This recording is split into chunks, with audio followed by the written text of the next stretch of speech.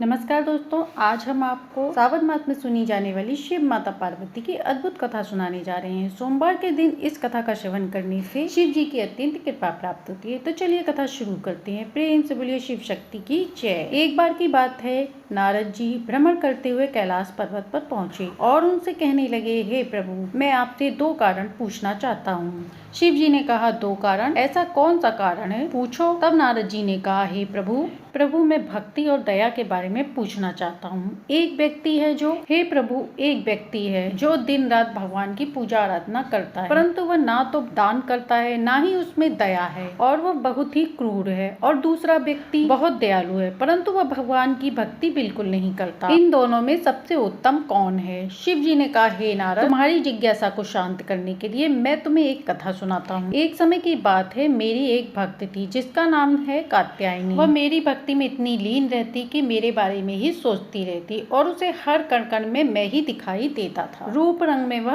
अति सुंदर थी, परंतु उसके गांव वाले उसे देवदासी बनाना चाहते थे, क्योंकि उसके प्रति उनकी भावना अपवित्र थी और वह उसका विवाह होने नहीं देना चाहते थे। किसी न किसी तरह से वह उसका विवाह हर बार रोक देते थे। और जब कात्यायनी की उम्र 30 साल की होने को आई, तब उन्होंने उसके पिता को चेतावनी दी कि यदि इसका विवाह चैत मास नहीं होगा तो वह इसे देवदासी बना देंगे। यहाँ कात्यायनी का विवाह तय नहीं हो पा रहा था, इस कारण वह अपने रिश्तेदारों के यहाँ चले जाते हैं और सोचते हैं कि वहीं पर कात्यायनी का विवाह कर देंगे। 4 दिन की यात्रा करने के बाद वह अपने भाई के यहाँ पहुँच जाते हैं और वहाँ जाकर अपने भाई से कहते हैं कि हे भ्राताश्री, कात्यायनी का विवाह वहाँ नहीं हो पा रहा है, इस कारण हम यहाँ आए हैं। गाँव वालों ने हमें चेतावनी दी है कि यदि इसका विवाह चैत मास के अंतिम समय तक नहीं हुआ तो हम इसे देवदासी बना देंगे। आप हमारी कात्यायनी के लिए वर ढूंढने के लिए मदद करें। तब उसकी भाभी ने कहा, इसके लिए पूरे 30 साल की हो गई है, अब कौन मिलेगा इसके लिए अच्छा वर? जरूर इसमें कोई कमी होगी, तभी इसका रिश्ता अब तक नहीं हुआ। तब उसके पिता ने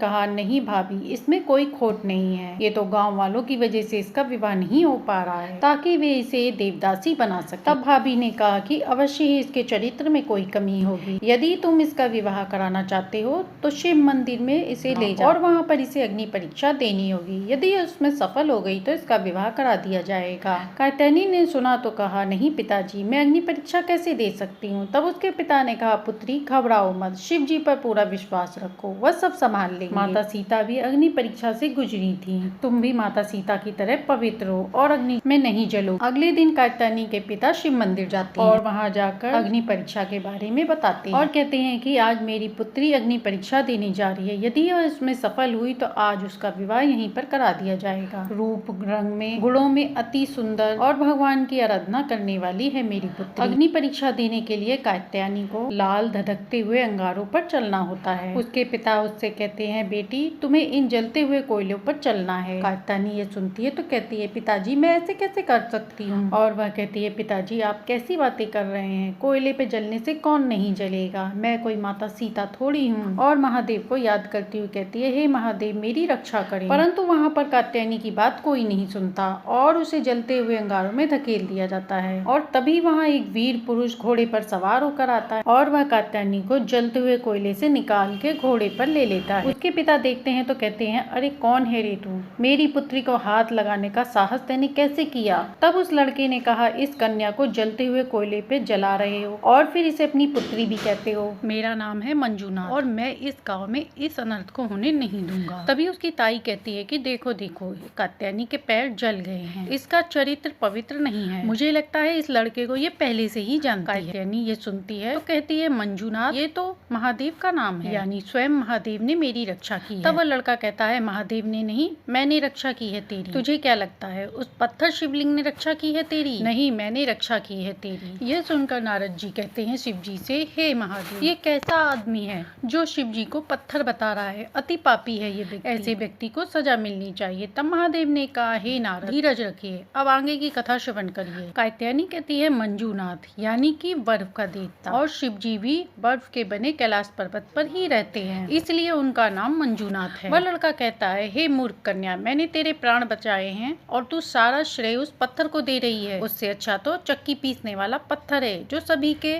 पेट को भरता है। तब वह लड़की कहती है, नहीं नहीं, आप ऐसा मत कहिए, भगवान शिव ही तो हमें अन्न देते हैं और वह माँ अन्नपूर्णा के अर्धांग हैं। तभी गांव वाले उनके पास आते हैं और कहते हैं, ए लड़के, इस कन्या को हमें दे दे। स्त्री की बुद्धि तुच्छ होती है, इसीलिए उसका दायित्व उसके पिता को सौंपा जाता है ताकि वह समय आने पर उचित निर्णय ले सके। लड़का कहता है, अच्छा, अपनी पुत्री को कोयले पे चलाना ये अच्छा निर्णय है। तब उसके पिता कहते हैं, मैं तो इसका विवाह कराना चाहता था। अगर इसका विवाह नहीं हुआ तो ये लोग इसे देवदासी बना देंगे। लड़के ने कन्या से पूछा, तुम्हारी क्या इच्छा है? क्या तुम्हें देवदासी बनना है? तब कन्या ने कहा, नहीं, मुझे देवदासी नहीं बनना है। इन लोगों ने मुझे कोयले पे चला दिया। कोयले पे चलने से मेरे पाँव तो जलेंगे ही। मैं कोई सीता माता थोड़ी ना हूँ कि अग्नि परीक्षा दे सकूं। यदि आप मेरे लिए कुछ कर सकते हैं तो कृपया करके मुझसे विवाह कर लीजिए, अन्यथा मेरे जीवन में कोयले की आग पर जलना और देवदासी बनना ही लिखा है। तब लड़के ने कहा, नहीं, मैं तुमसे विवाह नहीं कर सकता। उसके पिता ने कहा, अरे कात्यायनी, घोड़े से नीचे उतर जाइए, तुझसे विवाह नहीं करेगा। तब कन्या कहती है, हे मंजूनाथ, मुझ पे दया करें, ये मुझे देवदासी बना देंगे।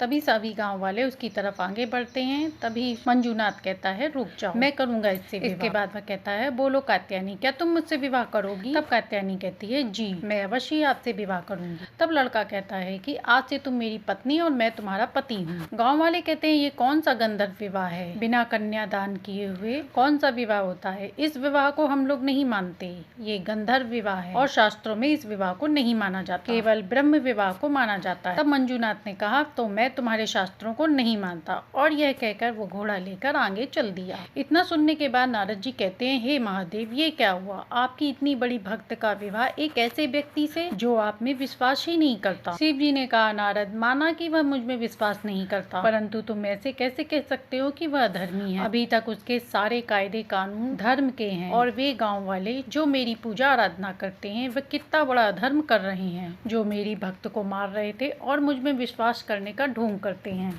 उनसे ज्यादा मैं उस मंजूनाथ को मानता हूँ जिसने मेरी भक्त के प्राण बचाए। हे प्रभु, क्या मंजूनाथ ने फिर आप पर कभी विश्वास किया? नारद, अब आगे की कथा सुनो। विवाह के पश्चात कात्यायनी और मंजूनाथ प्रेम पूर्वक सुख पूर्वक जीवन यापन करने लगे, परंतु कात्यायनी को एक बात हमेशा खटकती कि उसका पति भगवान में विश्वास नहीं करता। वह सोचती थी कि वह कितनी भी पूजा पाठ कर ले, परंतु उसका फल उसे नहीं मिल रहा। एक दिन वह शिवलिंग की पूजा करते हुए मुझसे कहती है, हे भोलेनाथ, मैं यह जानती हूँ कि उस दिन मंजूनाथ के रूप में ही आपने मेरे प्राण बचाए, और मैं यह भी जानती हूँ कि हमारा विवाह आपकी मर्जी से हुआ है। कहा जाता है, पत्नी द्वारा किए हुए पुण्य कर्म पति को भी मिलते हैं, इसलिए पत्नी की भक्ति में पति का सहयोग होना भी आवश्यक है। परंतु प्रभु, मेरे पति परमेश्वर आप में विश्वास ही नहीं करते। कितनी भी आपकी भक्ति कर लूं पर मुझे तृप्ति नहीं मिलती। तभी कैलाश पर बैठी माँ गौरा को यह देखकर कात्यायनी पर दया जाती। यह देखकर वह शिव जी से कहती हैं, हे प्रभु, आपकी भक्त कात्यायनी कितनी दुखी है, आप कुछ करते क्यों नहीं? शिव जी यह देखकर कहते हैं, गौरी, लगता है स्त्री को स्त्री पर दया। तुम मुझसे अलग हो क्या? तुम ही जाओ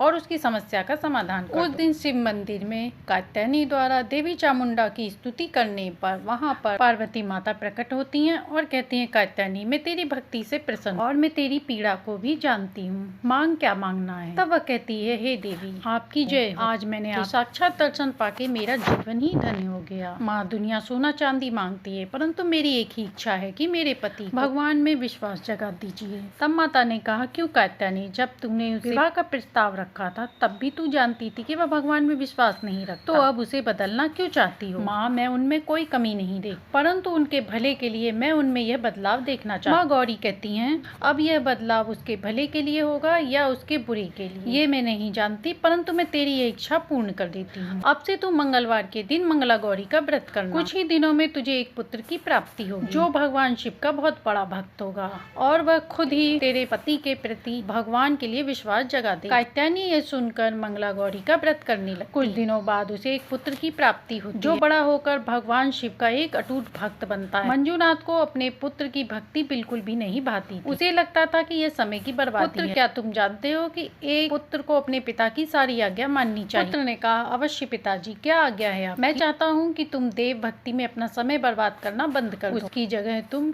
युद्ध कला सीखो, जिससे लाचार योगों की सहायता कर पाओ। बालक कहता है, पिताश्री, यह आज्ञा तो मैं आपकी नहीं मान पाऊंगा। भले ही आप मेरे पिताजी हैं, पर उससे पहले भगवान शिव और उनकी अर्धांगिनी आदि शक्ति मेरे माता पिता हैं। पिताजी, अब मैं चलता हूँ, आज शिवरात्रि का व्रत, मुझे पूरे दिन भगवान शिव की आराधना करनी है। यह सुनकर मंजूनाथ गुस्सा हो जाता है और अपने पुत्र को एक कमरे में बंद कर देता है और मंदिर के पास जाकर बैठ जाता है। तभी कैलाश पर्वत पर पार्वती माँ देखती हैं और शिव जी से कहती है, हे प्रभु, इसका तो आपके प्रति परिवर्तन भक्ति में आ ही नहीं रहा है। इस प्रकार यही रहा तो मैं कात्यायनी के प्रति वादा कैसे पूरा करूंगी। शिव जी ने कहा, हे प्रिय, तुम चिंता न करो, तुम जो कहोगी वो मैं करूंगा, बस मुझे आदेश दो। पार्वती माता ने कहा कि आप सिर्फ मंजूनाथ को जाके समझा दीजिए। पार्वती माता के कहे अनुसार शिव जी मंजूनाथ के बालक का रूप लेकर उसके पास जाते हैं और कहते हैं, जब उसका पिता देखता है तो उससे कहता है, ए कुमार, तुम यहाँ क्यों आए हो? मैंने तुम्हें मना किया था ना यहाँ आने के लिए। तब कुमार ने कहा, पिताजी, मैं देव भक्ति करने के लिए नहीं, आपसे वार्तालाप करने के लिए यहाँ आया हूँ। अच्छा बता, क्या बात करनी है? तब बालक रूपी भगवान ने कहा कि पिताजी, आप भगवान पर विश्वास क्यों नहीं करते? तब उसके पिता ने कहा, मैं भगवान पर विश्वास क्यों करूं? तू बता, आज तक भगवान से कोई मिला है? तब बालक ने कहा, अच्छा पिताजी, तो क्या आप मुझे यहाँ के नगर के राजा से मिलवा सकते हैं? तब उसके पिता ने कहा, हाँ मिलवा सकता हूँ। 2-3 दिन की यात्रा करके हम जाएंगे और राजा से मिल के आ जाएंगे, और वहाँ जाने पर राजा की आज्ञा लेनी पड़ेगी। राजा की आज्ञा मिलने पर मैं तुम्हें मिलवा दूंगा। तब बालक रूपी भगवान ने कहा, ऐसा क्यों पिताजी? जब मुझे मेरी माँ से मिलना होता है तो मैं तुरंत जाके मिल लेता हूँ, राजा से मिलने के लिए इतना समय क्यों लगेगा? तब उसके पिता ने कहा, कात्यायनी मेरा और सिर्फ तुम्हारा ख्याल रखती है, इसलिए हम उससे तुरंत मिल सकते हैं, परंतु राजा पूरी प्रजा का ख्याल रखता है, इसलिए उनसे मिलने के लिए समय तो लगेगा ही। तो इसी तरह पिताजी, महादेव तो तीनों लोगों का ख्याल रखते हैं, तो उनसे मिलने के लिए समय क्यों नहीं लगेगा? अच्छा, मैं अब अपने साथियों के साथ खेलने जा रहा हूँ, माँ आपको ढूंढ रही थी, आप घर चली जाइए। अब मंजूनाथ घर आता है और कात्यायनी को बहुत परेशान दिखता है। तब उसने कहा, स्वामी, कुमार कहाँ है? आज वह सुबह से नहीं मिला। तब मंजूनाथ ने कहा, वह तो अपने दोस्तों के साथ खेल रहा है। तभी मंजूनाथ को उसके रोने की आवाज आती है और वह उस कमरे में जाकर देखता है जहाँ उसने कुमार को बंद किया था। कुमार वहीं दरवाजे में बंद था। जब उसने दरवाजा खोला तो कात्यायनी से कहा, तूने दरवाजा खोला नहीं था? तब बालक ने कहा कि नहीं पिताजी, मैं तो यहाँ सुबह से बंद हूँ। तब वह कहता है कि तो मुझसे मिलने वहाँ पर कौन आया था?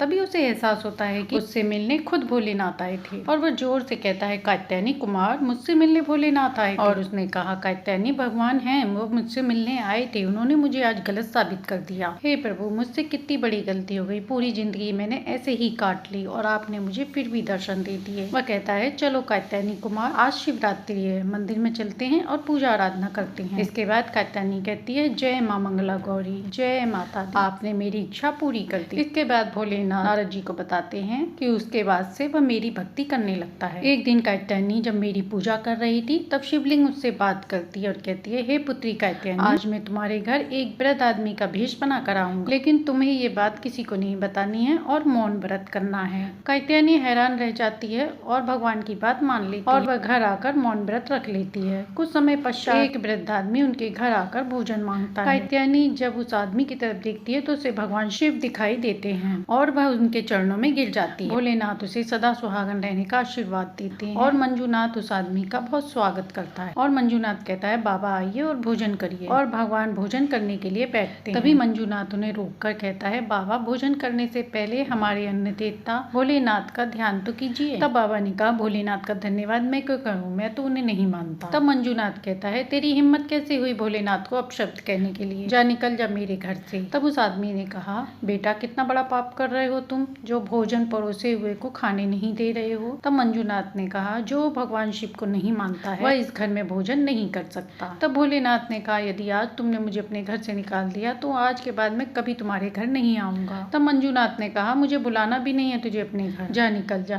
और कात्यायनी ये सब देखकर बेहोश हो जाती है और जब कात्यायनी उठती है तो मंजूनाथ उससे पूछता, क्या हुआ कात्यायनी, तुम बेहोश क्यों हो गई? सूरज की ओर देखती है और जब सूरज ढल जाता है तो वो अपने पति से कहती है, हे स्वामी, आज आपने अनर्थ कर दिया, आज आपने भोलेनाथ को भगा। साक्षात भोलेनाथ हमारे घर भोजन करने के लिए आए थे और आपने आज उन्हें ही हमारे घर से भगा दिया। तब उसने कहा, भोलेनाथ आए थे? कब आए थे भोलेनाथ? तब कात्यायनी ने बताया कि जब मैं पूजा कर रही थी तो शिवलिंग में से आवाज आई और उन्होंने बताया कि भोलेनाथ आज वृद्ध के रूप में मेरे यहाँ भोजन करने आएंगे। तब कात्यायनी ने कहा कि भगवान शिव ने मुझे रोक दिया था, इसीलिए मैंने आपको नहीं बताया, और उन्होंने मुझे मौन व्रत पालन करने के लिए कहा था। भगवान शिव आपको यही समझाने आए थे कि आप भक्ति तो करने लगे परंतु आपके दिल की दया खत्म हो गई, आप भी उन आदमियों की तरह बन गए जो एक दिन मुझे जलाना चाहते थे। स्वामी, अब भी समय है, आप अपने मन में भक्ति के साथ साथ दया भी लाई। उसके बाद मंजूनाथ अपने अंदर भक्ति के साथ साथ दया भी ले आता है और वह समाज में पिछड़े लोगों की मदद करने लगता है। वह यह नहीं देखता है कि कौन भक्ति करता है और कौन नहीं करता है। और एक दिन की बात है, शिव जी के पास यमराज जी आते हैं और उनसे कहते हैं, हे भोलेनाथ, आपके प्रिय भक्त मंजुनाथ के समय पूरा हो गया है, परंतु मैं उसके प्राण नहीं ले सकता महादेव। जो महाकाल का भक्त हो उसका यमराज कुछ नहीं बिगाड़ सकता। हे प्रभु, आप कृपा करें और आप ही मंजुनाथ के प्राण लेने का दायित्व संभालें। भगवान शिव मंजुनाथ के घर के सामने प्रकट होते हैं और जैसे ही वह मंजुनाथ के प्राण लेने उसके घर जाते हैं, उनके पैर आगे नहीं बढ़ते। मंजुनाथ भोलेनाथ को देख लेता है और कहता है, हे भोलेनाथ, आप मेरे घर फिर से आ गए। अनजाने में मुझसे उस दिन बहुत बड़ी गलती हो गई थी और कृपया करके मेरे घर पधारें। तब शिव जी कहते हैं, मंजुनाथ, मैं तुम्हारे प्राण लेने तुम्हारे घर आया हूँ, परंतु पिछली बार मैंने तुमसे कहा था कि मैं अब तुम्हारे घर नहीं आऊंगा, इसलिए मैं तुम्हारे प्राण नहीं ले पा रहा हूँ। तुम स्वयं ही अपने घर के बाहर आ जाओ। और मंजुनाथ अपने घर के बाहर आने लगता है। तभी कात्यायनी ये सब देख लेती है और महादेव के चरणों में हाथ जोड़कर खड़ी हो जाती है और कहती है, महादेव, आप हमारे घर आए हैं। मंजुनाथ कहता है, कात्यायनी, महादेव मेरे प्राण लेने के लिए आए, अब मैं तुम्हें अलविदा कहता हूँ। तभी कात्यायनी कहती है, नहीं प्रभु, आप ऐसा नहीं कर सकते। आप जब पहली बार मेरे घर आए थे तब आपने मुझे सदा सुहागन रहने का आशीर्वाद दिया था। आप अपने वचन से नहीं फिर सकते। प्रभु मुझ पर कृपा करें और मेरे पति के प्राण बख्श दीजिए। शिव जी ने कहा, कात्यायनी, तुम्हारे वचन सत्य हैं। मैंने तुम्हें आशीर्वाद दिया था कि तुम सदा सुहागन रहो और अब मैं अपने वचन से नहीं फिर सकती, इसलिए मैं तुम्हारे स्वामी के प्राण बख्श रहा हूँ। इसके बाद महादेव अंतर ध्यान हो जाते हैं। इसके बाद नारद जी शिव जी से कहते हैं, प्रभु, परंतु मुझे यह तो पता नहीं चला कि भक्ति बड़ी है या दया। शिव जी बोले, नारद मुनि, जब मंजुनाथ मुझ पर विश्वास नहीं रखता था तब वह बहुत दयावान था और मुझे बहुत प्रिय भी था, और जब वह भक्ति करने लग गया और दया भूल गया तब वह मुझे बिल्कुल भी नहीं भाया, परंतु जब उसके अंदर भक्ति और दया आ गई तब वह पूर्ण रूप से सक्षम है। व्यक्ति के अंदर दया भाव होना आवश्यक है और भक्ति दया भाव के बिना निरर्थक है। जब व्यक्ति के अंदर दया और भक्ति दोनों आ जाती है तभी वह परमात्मा से एक होता है। तो ये थी सोमवार के दिन सुनी जाने वाली भोलेनाथ की अद्भुत कहानी। आशा है कि आपको ये कहानी पसंद आई होगी। कहानी पसंद आई हो तो लाइक शेयर सब्सक्राइब करें।